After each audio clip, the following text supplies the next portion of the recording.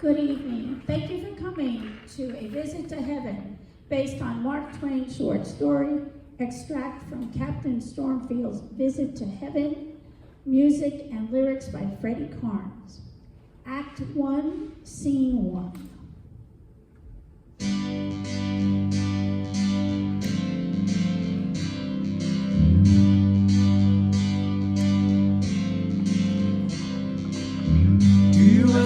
Like a bird and soar to the top of the sky. Do you ever want to fly?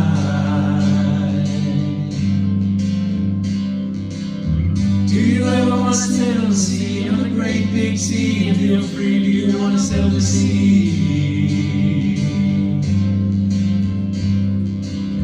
Do you ever want to float out in space and feel the stars on your face? Do you want to float to space? Do you ever want to fly like a bird and soar to the top of the sky? Do you ever want to fly?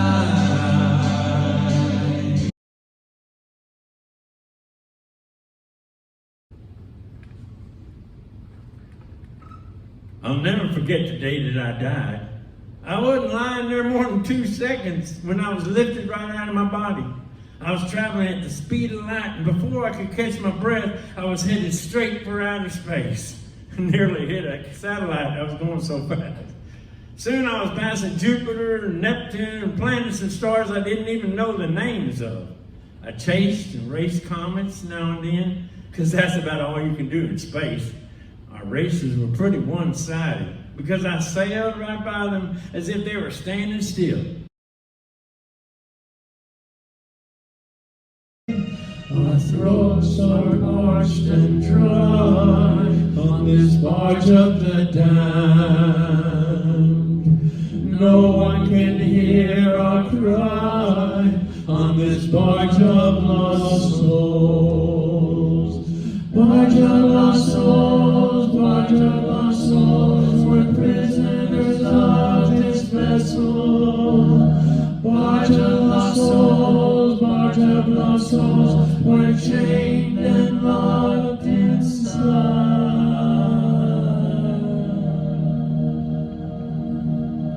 But I wandered off my story. I'll get back on track. Now, you see how the kind of speed I was making? So that demon comet got me off course. Yes, sir. He had made a turn and got me off course. So I've been going this way for 30 years. 30 years. It was pleasant enough with a good deal to find out. But then it was kind of lonesome, you know? Besides, I wanted to get somewhere. I hadn't shipped out with the idea of cruising forever. I started slowing down as I reached one of those gates. As I looked around, I noticed that the skies were black with millions of other people pointing for those gates too. The sound was deafening as they flew through the air. I must not have slowed down enough because I passed right by them and went straight up to the front of the line. Scene 2. Eli stumbles past a line of aliens up to the alien head clerk with assistant clerk. Well, quick, where are you from? Vidor. What? Vidor. Is that a planet? Planet? No, it's a town east of Houston. Houston? Houston. You've heard of the Astrodome, haven't you? The 8th wonder of the world? Vidor is a town east of Houston.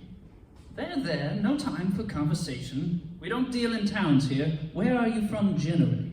Oh, I'm sorry. I'm Texan. I don't know any such planet. Is it a constellation? A constellation? No, it's a state, the Lone Star State. We don't deal in states either. Will you kindly tell me where you are from in a larger sense? I get your point now. Put me down for America. The United States of America. Where is America? What is America? There isn't any such orbit. Is it a planet? Planet? It's a country. Christopher Columbus discovered it. You must have heard of him. Check again. America. Silence! Once and for all, where are you from?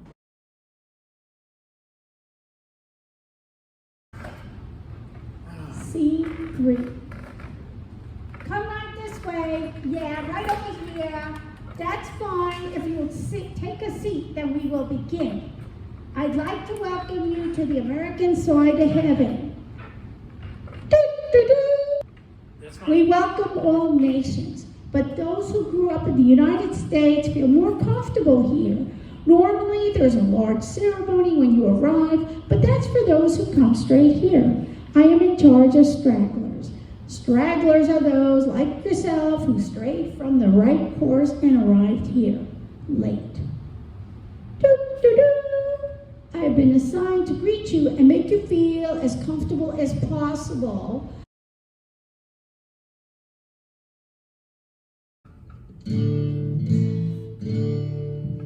When I was a child of 10, my uncle said to me, a story have I about 3 men, so sit upon my knee. The first man was so devious that he was bound for hell.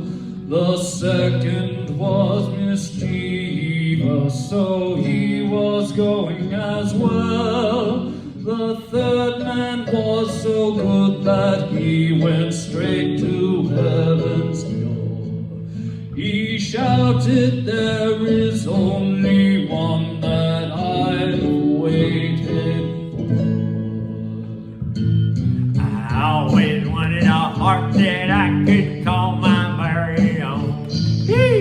Always wanted a harp that I could play when I was alone. Though I can't play too well, only one song have I known. I've always wanted a harp that I could call my very own. Woohoo! Hi, I'm Moonbeam. Moonbeam? Why is a girl hanging out with these bums? We were here about to have a love-in. In heaven? No, man, a love-in is as showing love to the universe. I don't get it. Haven't you ever shown love to your fellow man? Not if I could help it. What were you protesting about? You came here from Earth, right? Right? Pollution, nuclear weapons, war, civil rights. What wasn't there to protest? That's what I don't understand. America. Love it or leave it. Well, I left it. I always wanted a harp that I could call my Oh, very man. own. Are you gonna play that same old song or what? I waited 30 years to rest on a cloud, and I'm going to play this harp and rest on a cloud, and I'm going to play it and rest for eternity.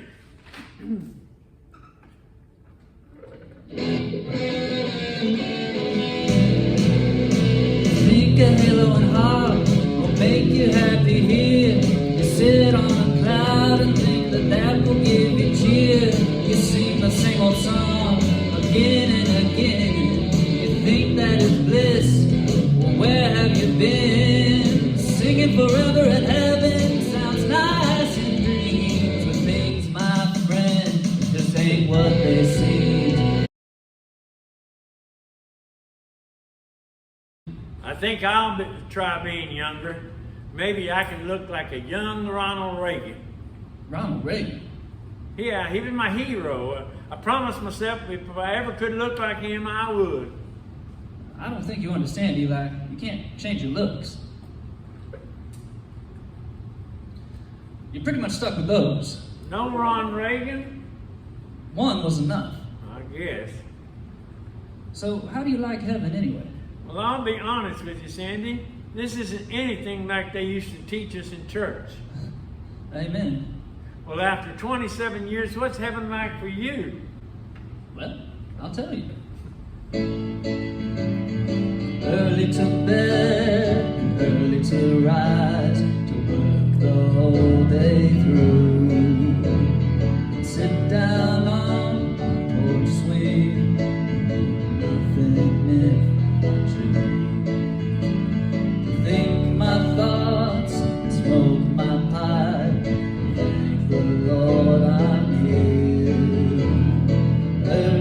bed, early to rise, without a care.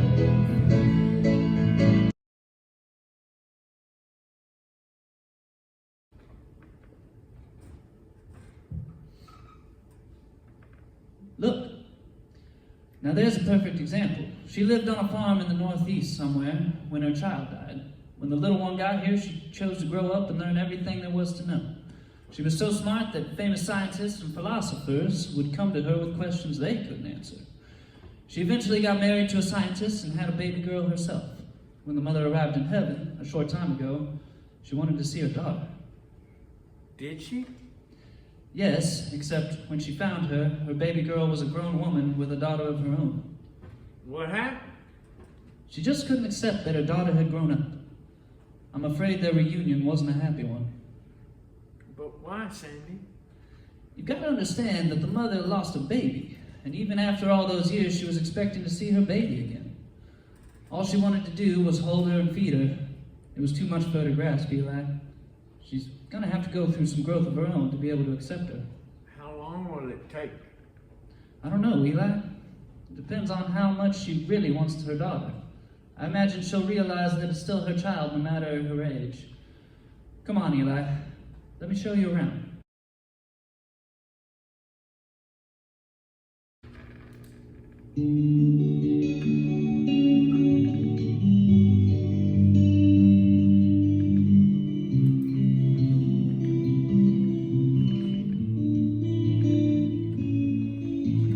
What is heaven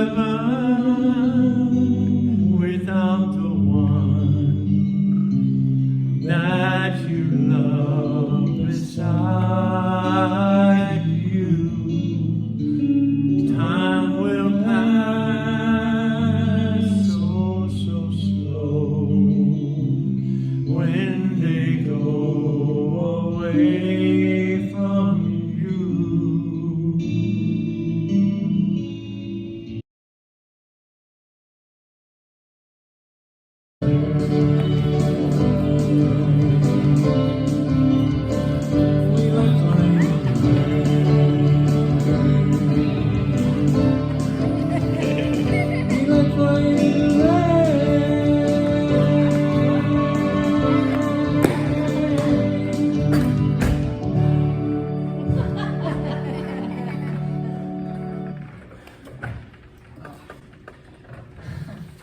What you doing with those wings, son? I got them dirty. I'm gonna get them washed. Yes, it's a fact that the new angels are very neat. I guess it's about time to take them to the laundry. Scene 9. Hello, I'm Dr. Freddie, your daughter's husband and father to your grandchild. I know you don't want to talk to your daughter, but I'm here to tell you something that I learned.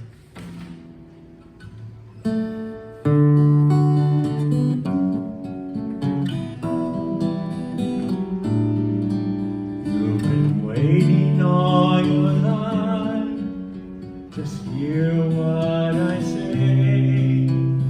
You should have joy on this special day.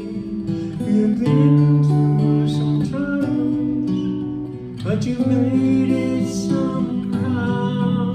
Just listen and I'll tell you now. Listen and I'll tell you now.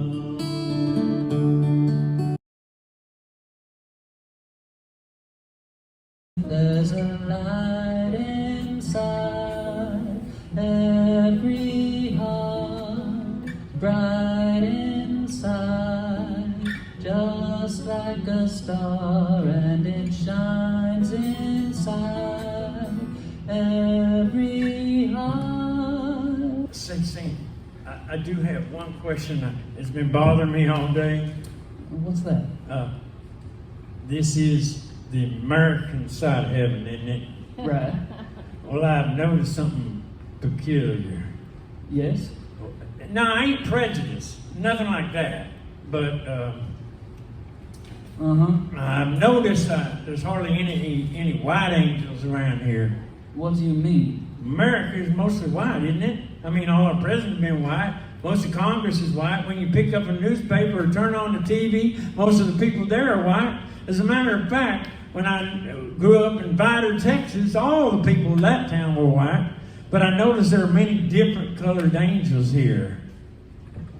We couldn't help but hear your conversation. Uh-huh. Well, we'd be glad to answer your questions. Thanks anyway, but don't bother. Oh, it's no bother. No, really. Why don't you just sit over here? Now, hold on a minute. Yeah, just sit right here. Now, I'm warning you. Sit! We're going to teach you American History 101.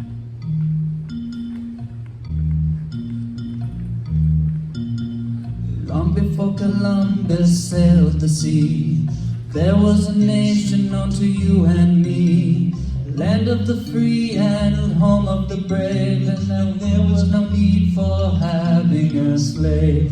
Long before the man with fair skin came, and before America became its name, now you're beginning to see the light. America wasn't always white.